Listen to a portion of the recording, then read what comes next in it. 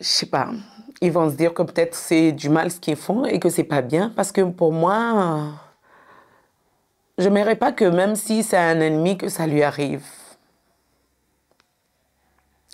Car c'est trop dur. 2 ans sans salaire, 2 ans, on ne me paye pas, ils ne savent pas comment je vis.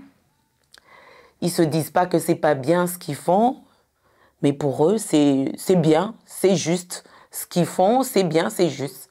C'est pour cela que j'ai appelé Kweli pour que je puisse exposer mon cas et exposer mon histoire. Je m'appelle Atoumani Diaoria.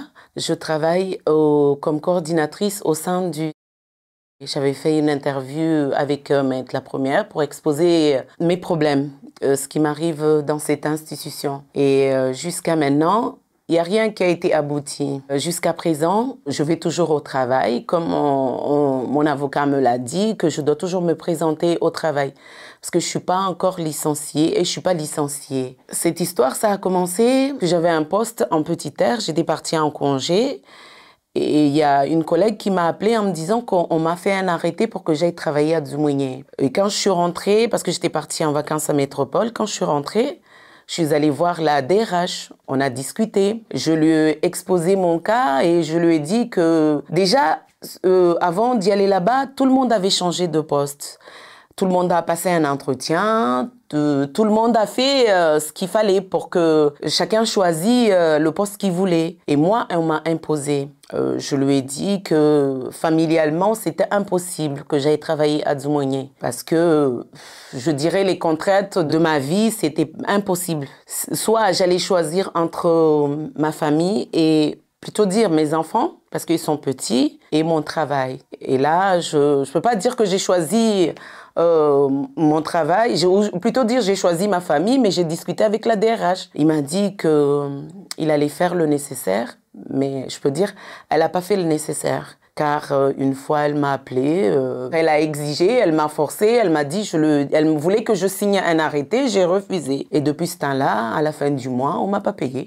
C'est tout. Pour eux, le sanction, c'était ça. Ils m'ont pas payé et j'ai pas signé leur arrêté. J'avais pris un avocat et on allait au tribunal. Le jugement a été passé le 27 février 2023. J'ai gagné le procès, mais n'a pas accepté que j'ai gagné. J'ai juste entendu il paraît ils ont fait une recours, mais mon avocat n'a rien reçu et moi aussi j'ai rien reçu comme message ou comme un courrier que là on va m'envoyer encore au tribunal. Mais a refusé de me payer les arriérés plus le salaire. Je suis retournée encore au tribunal avec mon avocat.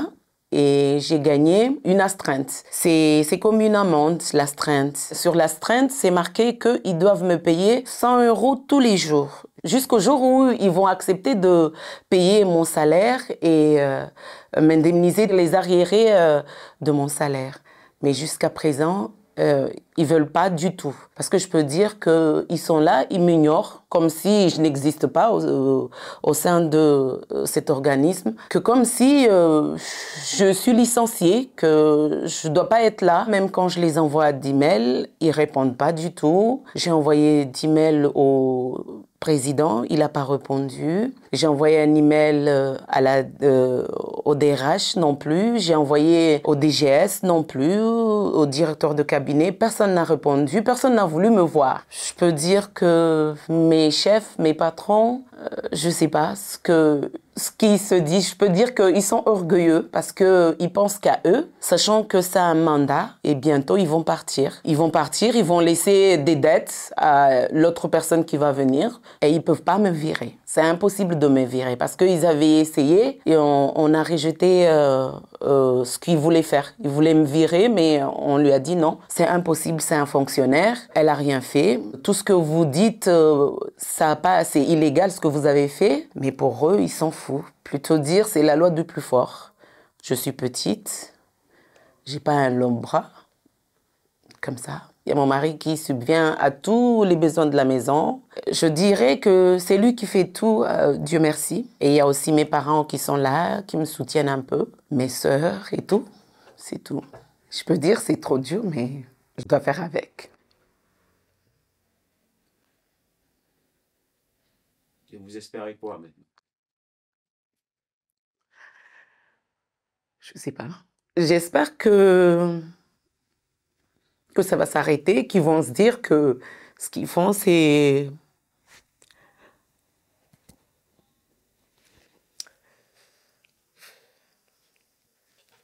Merci.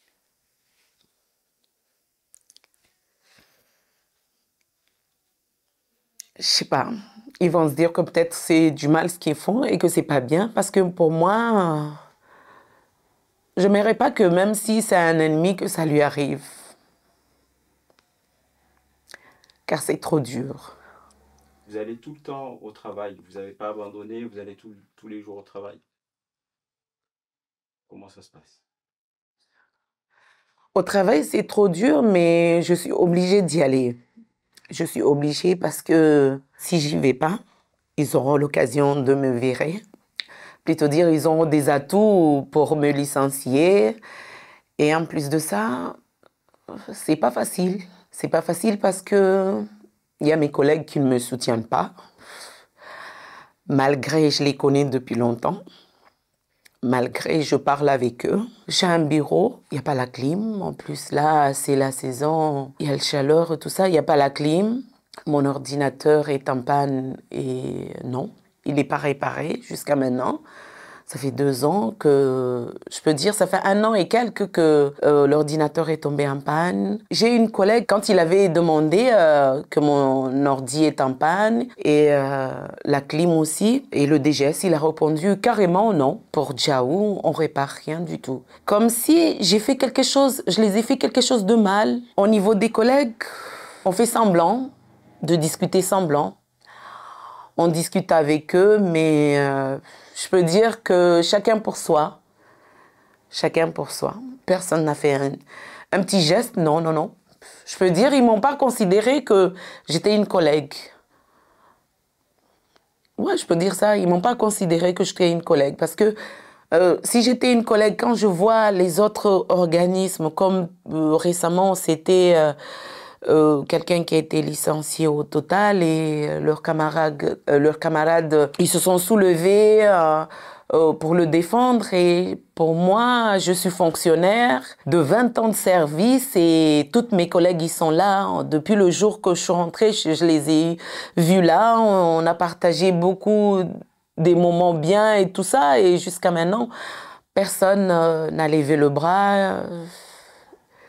Ça m'a fait très mal que nous les humains, plutôt dire nous, on s'aime pas du tout, on fait semblant, qu'on vit dans un monde d'hypocrisie, je veux dire ça. Ce qu'ils font, c'est un abus de pouvoir. Ils n'ont pas le droit de faire ça. 2 ans sans salaire, ils savent pas comment je vis, ils se disent pas que c'est pas bien ce qu'ils font, mais pour eux, c'est bien, c'est juste. Ce qu'ils font, c'est bien, c'est juste. Parce que je peux dire que même mes enfants, ils subissent ça. Parce que j'ai ma fille qui est à l'université et elle n'est pas boursière. C'est à moi de tout s'en occuper et c'est trop dur. Parce que voir des virements rejetés sans provision, c'est pas facile. Même si mon mari, il est là, il fait le nécessaire, mais c'est pas pareil qu'avec mon argent, moi. Parce qu'avec mon argent, je subvenais aux besoins de mes enfants aussi.